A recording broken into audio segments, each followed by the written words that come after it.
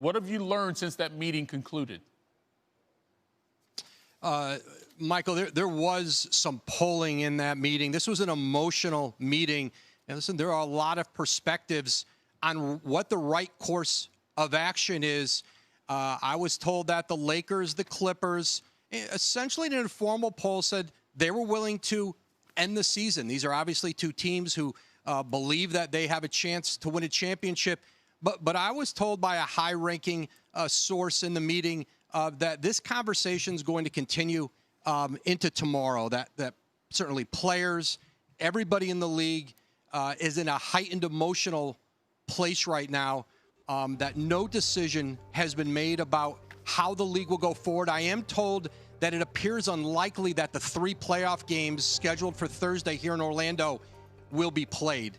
But the league has yet to announce that they are postponed. But I'm told that these discussions are going to continue. There were a lot of voices in that meeting tonight from Chris Paul, Andre Iguodala, Carmelo Anthony, Kyle Korver went up and talked about the Bucks' perspective in their protest today of not playing against Orlando. And Doc Rivers, the head coach of the Clippers, John Lucas, an assistant in Houston, all spoke tonight.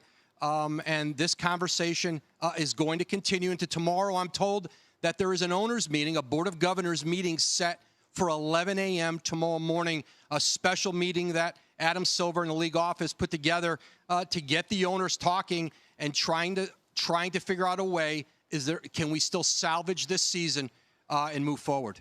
Well, Woj, the NBA, when announced today that those 3 games would be postponed, they also mentioned that they'd been talking to the NBA Players Association, and obviously Chris Paul, the president of the association, was at the meeting today. How collaborative would you describe this process that we're seeing unfold here in real time between the players, the league, the owners, everyone involved?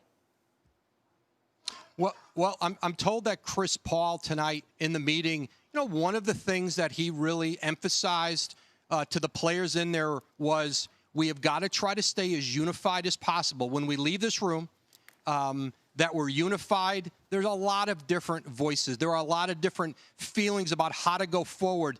Some players believe continuing to play gives them the best platform. Others, there are others clearly who are ready to leave. But that's been the case from the beginning. The league's never had, a tidy, unanimous feeling about what they should do. There's too many players. There's too many perspectives.